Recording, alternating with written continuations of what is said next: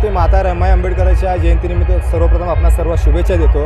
आणि या दीपोत्सवाचा जो मेन उद्देश होता की ज्या पद्धतीने माता रमाईने त्यांच्या आयुष्यामध्ये खऱ्या अर्थाने त्याग केला ते आजच्या काळामध्ये कोणतीही महिला करू शकणार नाही। बाबासाहेबांना मोठं करण्यामध्ये जर सगळ्यात मोठा हात कोणाचा असेल किंवा त्याग कोणाचा तो माता रमाईंचा। त्यामुळं हा दिवा जो आहे एक दिवा त्यागाचा या उद्देशाने, एक दिवा संघर्षाचा, एक दिवा उन्नतीचा आणि एक दिवा प्रगतीचा या उद्देशाने हा दीपोत्सव गेल्या अनेक वर्षापासून या ठिकाणी आंबेडकर उद्यान या ठिकाणी साजरा होतो।